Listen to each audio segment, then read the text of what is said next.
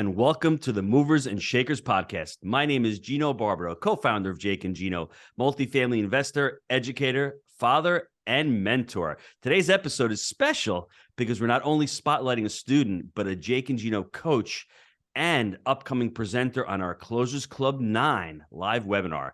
Senate Eskridge is an avid real estate investor with 10 years of experience, 20 years in business development and management, and currently owns a managed portfolio of over 500 units across the country.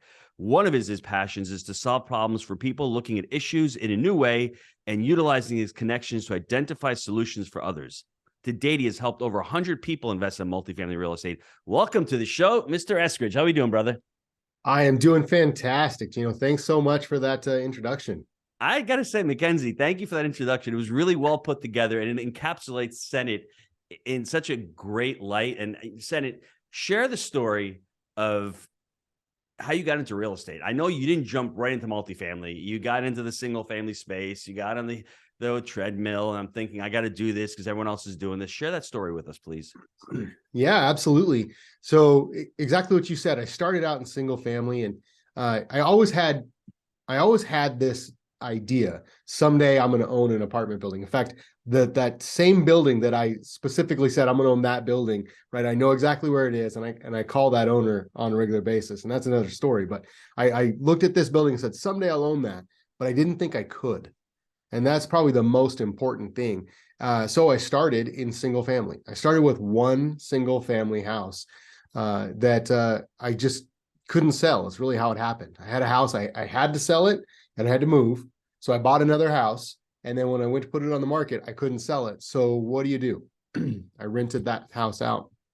And I thought I'd made just this amazing discovery, this awesome business. I'm making $120 a month or something like that at the time on this single family house. So I go out and I bought another one. And then I bought another one. And then I had discovered this awesome strategy called the BRRRR strategy, which is where you buy a junker and you fix it up and you refinance it and rent it out. And you just like keep doing that over and over. Well, that third property, I was fixing it up and somebody offered me a whole bunch of money for it before I could get it refinanced. So now I was a flipper, right? 100% on accident, didn't mean to. I flipped this house and I'm like, I can make $25,000, $30,000, $40,000 in this transaction really fast. So I did that several times. I flipped houses, I BRRRR'd houses. Then I bought one. And before I could even get the contract crew in there, somebody offered me money for it. So now I wholesale a house. Again, didn't mean to, right? But then I discovered duplexes and triplexes and fourplexes. And I just started slowly scaling up, doing flips and continuing the BRRRR strategy and all that. I maxed out my lending ability. I couldn't borrow anymore. I maxed out my wife's lending ability. She couldn't borrow anymore. So I had to do something else. So I brought in one partner and started growing this portfolio. And at one point, I had so many properties that it was just a full-time job. And I thought to myself, I got to do something different, right? Because when I looked at the actual amount of money that I was making on it every single month, and I kind of did a calculation, a projection. How long is it going to take for me to reach my financial goal, right? I figured out that. And it was going to be like 20 years, like for me to get there. And so that doesn't do any good. So I got to do something different. And I spent like a year researching every aspect of real estate, just learning everything I possibly could. I looked at commercial, like retail centers. I looked at like triple net. I looked at industrial. I looked at self-storage. I looked at everything you could imagine, even development. And multifamily made the most sense to me. And so because of all that experience I had with the rentals, right, that just made the most sense and it just clicked. So then I decided, well, let's go out and try to buy a building. And that's exactly what I did. I went out and I found this building was about $10 million. And I don't know how I was going to buy it, but I'm going to just go out and buy this thing. So I called my residential realtor that's been helping me with my single family houses. And I say, I want to put an offer in on this $10 million building. And she's like, oh, that's the biggest offer I've ever done. So we do it. she takes her single family form, like the standard real estate form issued by the state that you buy a single family with, and she fills out this offer, asking for full 6%, her buy side of the commission and all this kind of stuff. And she submits it to this broker, $10 million. Needless to say, we got laughed off out of the office, right? And who is this guy, right? Like, what? This is not how this is done, right? So at that point, I figured out that I needed to get some education. Mm-hmm. And so I spent several months looking at mentorship groups, and I looked at everyone I could possibly find. If someone out there can find a mentorship group that existed in the beginning of 2020, I spent at least a week or two going through all their information, studying their websites, looking at all their free content, their podcasts, everything to really find what they were about and whether or not they were a good fit for me. And I just narrowed it down to 3. And I really went through the entire sales process with all 3 of them, all the way down to like one guy still calls me, right? Anyway, and that's when I really discovered Jake and Gino, and I found, this community that we have at that time. Mm-hmm. And I joined March 1st, 2021 was the date that I joined. Let me recap everything you've said. First of all, one thing that I think the listeners should probably notice is that Senate is an eloquent speaker, and he got some speaker training in the Jake and Gino community through our Toastmasters program.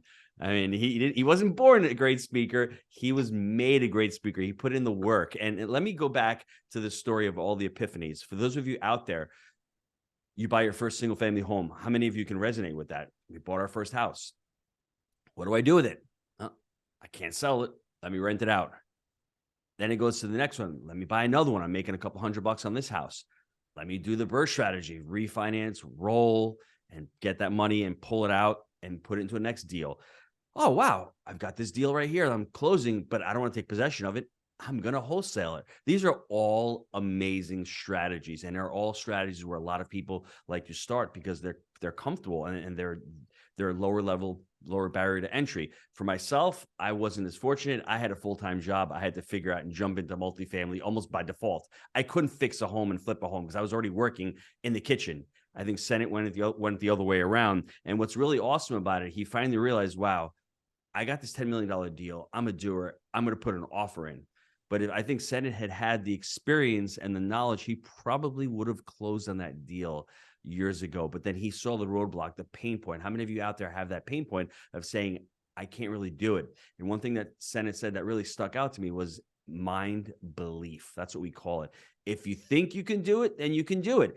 If you think you could do multifamily, and let me tell you something, if a pizza guy, a drug rep, and somebody from Idaho can get into multifamily and become successful, anybody can. It's just that we figured out that we have to learn certain skills. We have to get into certain rooms. We have to learn certain strategies that we didn't know about. Senate didn't know about wholesaling until he found out about it. Senate didn't know about the burst strategy until he found out about it. Senate did not know about syndication until he found out about it. And all of a sudden, I'm tapped out. How do I get more loans? How do I do more deals?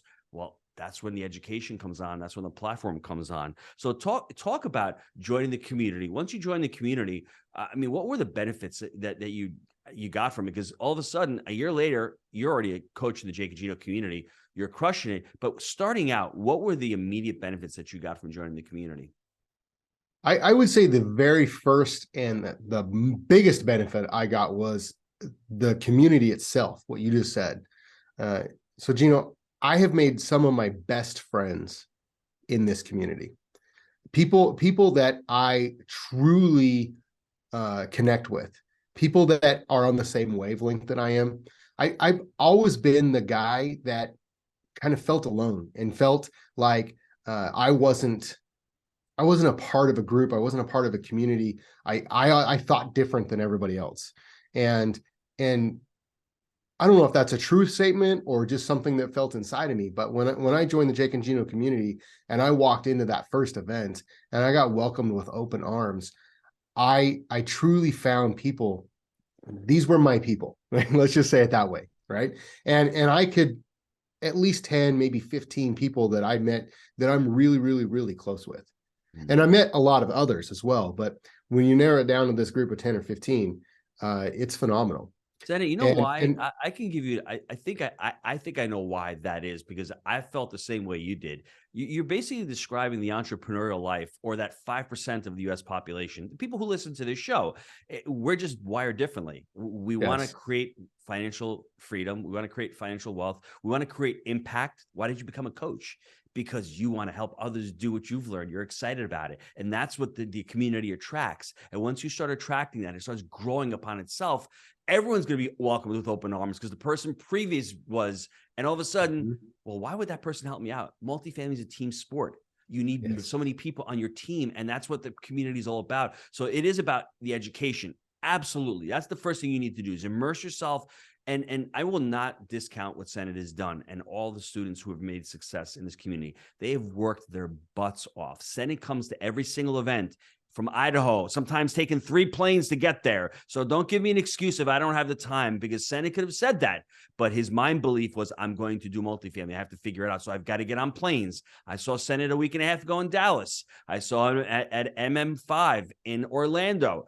I saw him in Jacksonville at the Buy Right. So he comes to all these events, and the more events he comes to, he may take a couple of nuggets out of there, but it really is to continue the friendships and to continue learning those skills. But also, I mean, the people that you meet, they're doing deals, you're doing deals, you're raising capital. It's those connections. I mean, if we're rich in relationships in life, our life will ultimately become rich. And people always say, hey, your net worth is all about your network.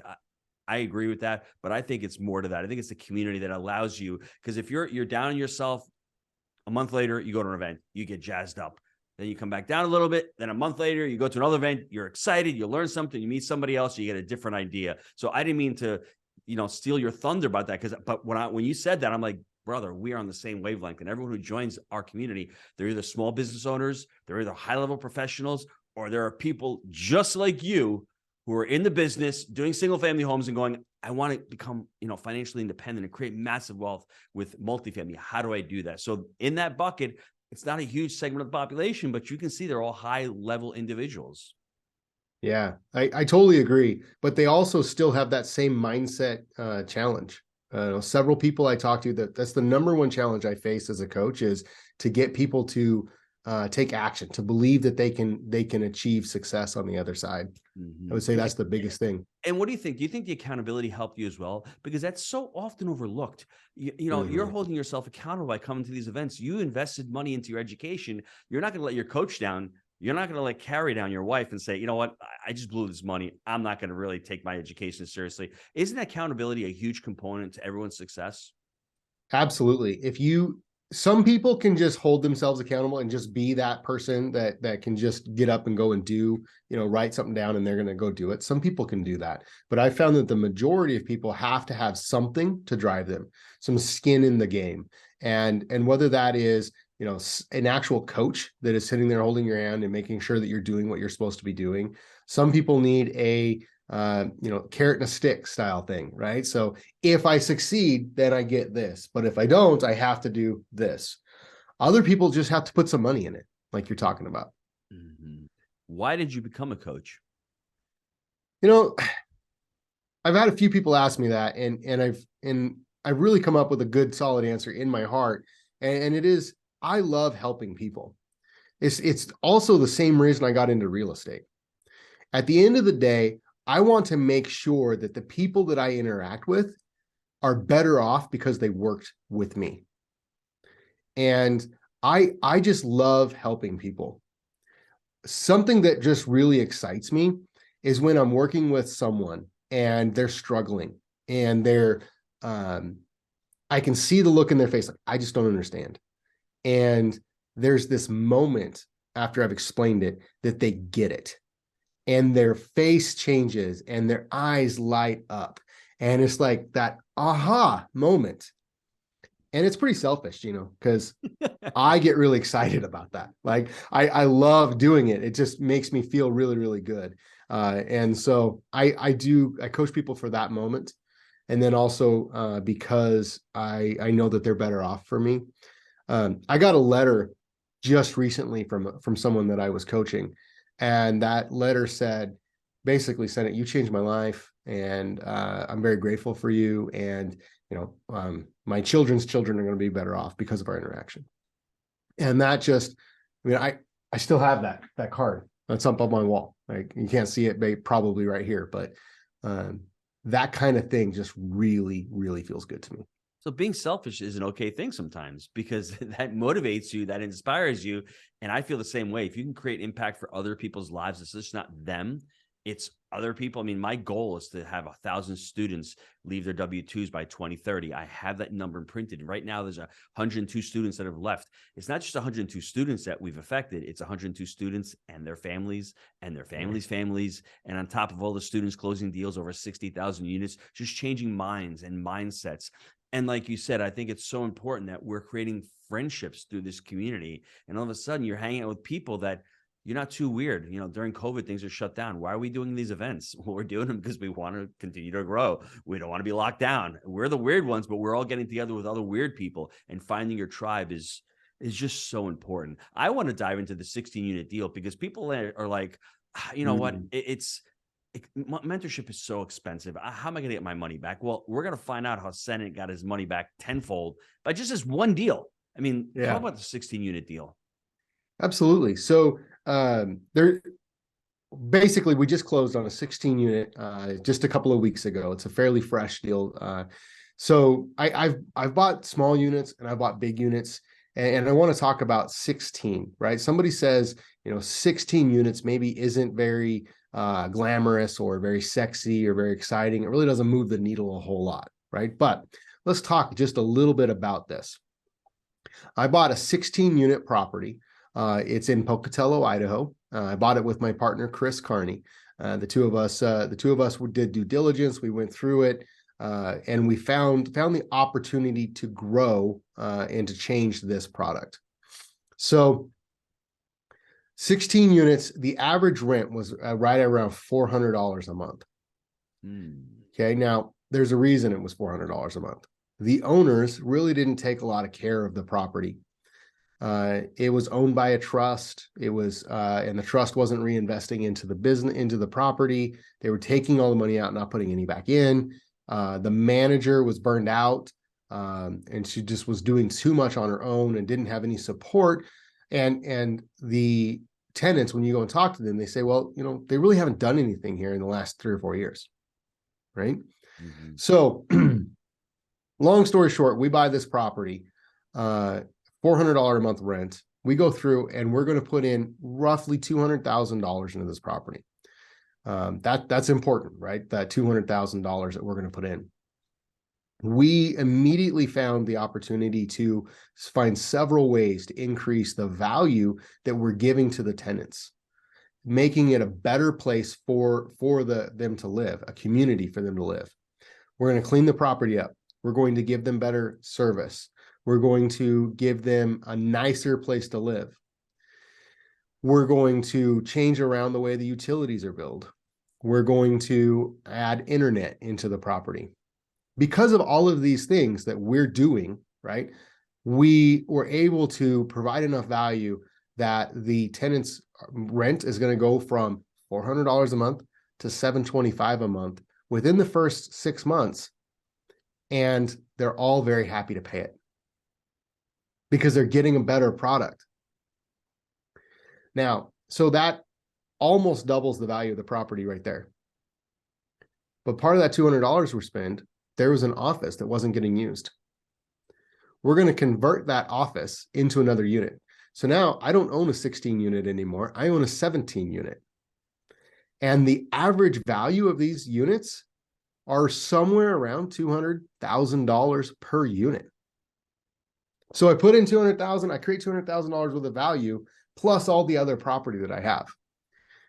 We are more than doubling the value of that property, which is going to triple our investment inside of 2 years. And there's so many things I need to highlight on what Senat's talking about. The first thing is he's a multifamily entrepreneur because, number one, he called it a product. He didn't call it a building. He called it a product. Really, really important. That's about mindset. He's becoming a multifamily entrepreneur. He's seeing the value. how do you create value for your residents? It's not just raising rents. You need to create value to be able to do that by the service he's going to be able to provide, by the community he's being able to provide within there, the services, the billing itself. He's going to be providing a really great quality product, which in this instance, a widget, but in this instance, it's an apartment complex. He found the mom and pop opportunity. And for those of you out there, 16 units, he's going to burr 16 units instead of burring 1 unit.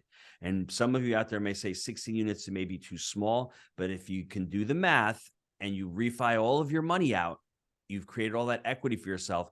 And on average, if they generate between $200 and $300 a month in profit, you're looking at $3,500 to $4,000 a month in cash flow. At the end of 12 months, you're looking at $45,000, $50,000 from one little property, but it gets better. Cost segregation is his best friend. And we talk about cost segregating. He's smiling because I'm preaching to the choir right now. So you going in as a beginning investor are thinking all about cash flow. That's what Jake and I thought about. But then all of a sudden you have the velocity of money by refining the money out. You have the appreciation. You have the tax benefits. And then you have the credibility of closing on a deal. So then all of a sudden you're a closer and you're able to scale your portfolio. And what I love what Senate does is he's got bigger syndications. He's got smaller deals that he owns himself. He's sprinkling it in. He's using the right strategy for the right property. And if another 60 unit comes along, phenomenal. If an 80 unit comes along, well, he's going to use a different strategy in there. Would you like to add anything to that analysis that I just threw out there? No, I think just to clarify 2 points that you hit on. You said I'm going to burr this, which is exactly what I'm going to do, right? So I'm going to have within let's call it 3 years to be conservative.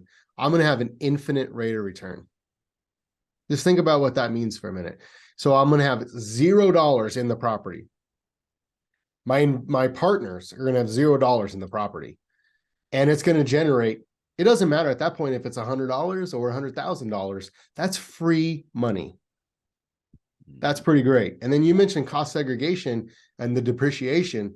Just to clarify what this means, right? We buy this property and we immediately get a tax deduction. I know, Gino, you and I know what that means, but this is something most people don't understand is how do you possibly do that? Well, we're going to accelerate all the depreciation, and we're going to take 80% this year because that's what the IRS will allow this year. And we're going to write all that off in year 1. And I currently qualify as a real estate professional, so I can write that off against all of my other income. It's the most genius thing I've ever seen, right? Basically a free and clear property with depreciation and tax write-offs. Now I can go and roll it into something else. So let me push back on anyone that says that doesn't seem fair. Well, let's look at the alternative. If Senate did not come in and fix this property up and add value to it, add another unit, and also, create the value for the residents, that's why he gets the tax benefits. Those tax benefits are written to stimulate behavior. It's to stimulate the capital flow into multifamily, to reposition this asset and to make it a better asset, make it a better property for the community. The alternative was no one gets these benefits. The residents are pissed off. They're $400 a month. They're floundering. They're dangerous. They're dilapidated. It pulls down the value of all the other assets in that marketplace. So for those of you out there, there's no such thing as a loophole in the tax code. It's written in there. Everyone wants to call it a loophole. No, it's in there. Learn the tax code. It's one of the many benefits. And that's why Senate is a coach for Jake and Gino. He can eloquently, and just as Jesus did with those parables, make it very simple to understand. And once you understand that and you see that, then you're going to say to yourself, I need to get into multifamily tomorrow, because just from the value of that 116-unit apartment complex, how many homes would he have needed to do to get that value of having 16 units in one location, one closing, one insurance bill, one property tax bill? There are 16 boxes that all look very similar. So when you walk into them, you're going to get 16 of the same tiles, 16 of the same hot water heaters. You're going to have one person. It's going to be so much easier to manage. Now, the Senate of old would have said, how do you do that? The Senate of new, now that he's out there and he's crushing it, he's like, this is possible. I just bring on some partners and I continue to scale up. Let's talk about Closers Club 9, because I think that's important for all the listeners out there. You're going to be on Closers Club 9 in March of this year. It's coming up in a few weeks. What that basically is we highlight our students talking about deals and how they've closed on deals. And to me, it's an honor to bring a coach on. I don't think we've had a coach on one yet, but talk about, that whole, have you been watching them? How does it make you feel actually joining the community? And less than 2 years, you're a coach, closing deals, doing it full time, and being on CC9. Yeah, I'm actually honored, right? When I got that invitation, I felt very excited to be able to go out and highlight all the work that we've done. And you've mentioned how much I put in the effort and all these things that I've done, but I also really want to take the time to highlight the partners that I've worked with. And my biggest struggle right now, I'm trying to decide which property to talk about. But and the reason is because they're all so much fun, and they all have their own advantages and that type of thing. But what I really want to be able to do is to call out the successes of the people that I've worked with, and to highlight, the way that we have made changes in the community. Because something you just mentioned about, helping people, that's something I really am proud of, right? I get to help people in so many ways with these things. So that 16 unit, that's actually now a 17 unit. Can't forget that, right? But I get to help improve the community.